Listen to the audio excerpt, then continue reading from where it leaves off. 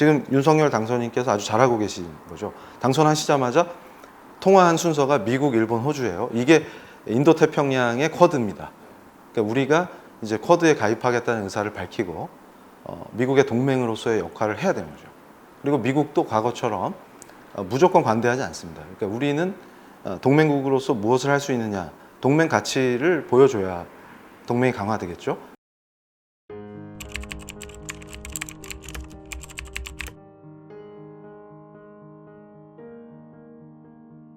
네, 저는 일단 기본적으로 자주에 대한 생각을 합니다. 그러니까 우리가 강대국의 위성국가로 전락하지 않고 어떻게 대한민국이 자주권을 누리냐, 이럴 때 이제 주사파들이나 그 문제 있는 좌파들이 왜곡하는 게 한미동맹이랑 미군 주둔 때문에 우리가 자주를 못한다, 이런 말도 안 되는 망발을 막 해요. 그래서 제가 독일에서 강연할 때 독일엔 미군이 통일 이후에도 주둔해서 자주권이 없죠, 이렇게 얘기했더니 우리 교민들이 다 웃으시는 거예요.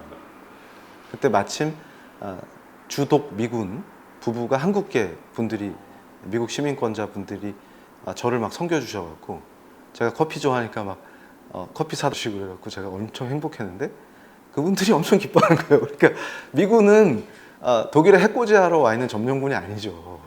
지금 독일을 굉장히 지금 EU의 중심국이 될 수 있도록 나토라는 거, 지금 우크라이나가 나토 가입하고 싶어서 그렇게 노력하는데 러시아가 그거 못하게 하려고 침략하고 막 그런 거 아닙니까? 근데 나토의 일원으로서 그게 행복한 거예요. 그리고 미국은 영토의 아역이 없고 관계를 맺을 때 중국처럼 위성국화하지 않습니다. 그러니까 굉장히 좋은 파트너예요. 역사적으로 증명이 되죠. 그런데 그 미국과의 동맹이 약화되면 중국이 우리를 어떻게 다룰까요? 그 서해상에서 벌어지는 일만 봐도 알 수 있지 않습니까? 그리고 지금 문재인 대통령은 가서 중국은 대국이고 우리는 소국이라서 중국몽에 참여하는 게 영광이다, 이런 아부성 발언을 해도 혼자 밥 먹고 돌아오잖아요. 그리고 한국 기자가 매 맞고 오고, 이런 비참한 일이 왜 생긴다고 생각합니까? 근데 우리 국민들이 좀 이런 거에 대해서 지혜롭게 좀 생각할 수 있어야 돼요, 이제는. 그러니까 오히려 한미동맹 덕분에 우리가 중국으로부터 자주를 누리는 거예요. 근데 제가 충격받은 게 뭐였냐면, 일본 대학에서 특강을 하는데 한국 정치와 한국 상황에 대해서 특강을 하는데 중국 유학생이 돌발 질문을 했어요. 그 학생이 영어로 질문을 했는데 Satellite State라는 표현을 써가지고 저를 초청했던 일본 교수님하고 저하고 갑자기 안색이 싹 바뀌었는데, 그게 이제 모든 중국인이 그렇다는 건 아니지만 대체적으로 그 민족주의 교육을 강화해서 전체주의적인 사고를 가진 중국 젊은이들이 갖는 사고입니다. 그러니까 한국은 일본의 위성국가인 게 당연하다는 식의 관점을 갖고 있어요. 그래서 제가 어떻게 감히 그런 말을 함부로 하느냐 이러면서, 아마 그 친구가 제가 인권을 강조하면서 중국 정부 비판하니까 아마 발끈했던 것 같아요.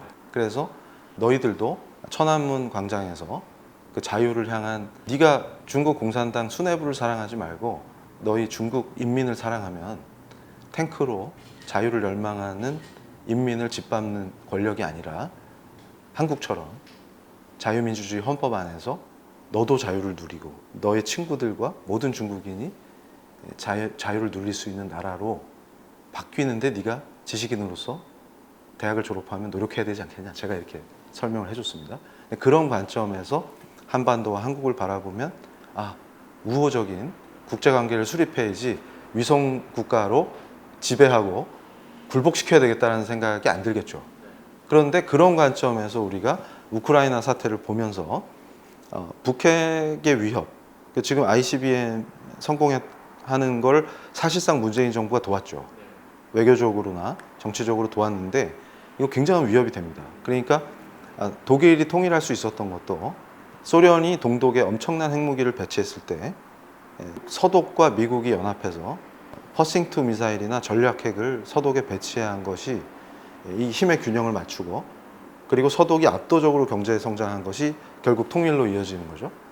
그럴 때 우리가 우리의 미래를 볼 때도 동일한 방식에서 인식할 수가 있습니다. 그리고 우크라이나는 그 협약을 통해서 핵을 폐기한 국가죠. 그러다 보니까 북한은 원래 핵 폐기할 의사가 없었지만 우크라이나를 보면서 더 아마 강력하게 지금 개발해 놓은 핵을 포기하지 않을 겁니다. 그럴 때 우리는 어떻게 현명하게 대응해야 되느냐라고 할 때 안보 비대칭 상황. 핵을 가지면 헤게모니를 갖게 되거든요. 근데 우리는 핵이 없는 상태. 이때 어떻게 우리 동맹국들과 지금 윤석열 당선인께서 아주 잘하고 계신 거죠. 당선하시자마자 통화한 순서가 미국, 일본, 호주예요. 이게 인도태평양의 쿼드입니다.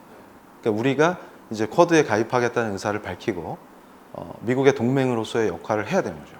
그리고 미국도 과거처럼 무조건 관대하지 않습니다. 그러니까 우리는 동맹국으로서 무엇을 할 수 있느냐, 동맹 가치를 보여줘야 동맹이 강화되겠죠. 이런 관점에서 우리도 경제력이 그만큼 성장했고, 그래서 일본과 어깨를 나란히 하면서 쿼드의 일원으로 미국과 함께 할 때, 과거 한미동맹을 만드셨던 우리 선배님들 덕분에 안정되게 경제 발전을 할 수 있었던 것처럼 앞으로 통일을 내다보는 100년의 번영의 기초를 지금 우리가 윤석열 새 정부를 통해서 초석을 쌓고, 앞으로도 그 아데나워 에르하르트 콤비처럼 독일의 뛰어난 리더십, 서독을 EU 중심 국가로 세우고 통일을 완수했던 그런 분들처럼 우리가 이제 그런 길을 가야 되겠죠.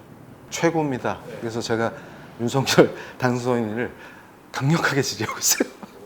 주변 분들이 좋은 분이 많더라고요. 제가 이렇게 그 리스트를 봤을 때 외교안보 분야 특히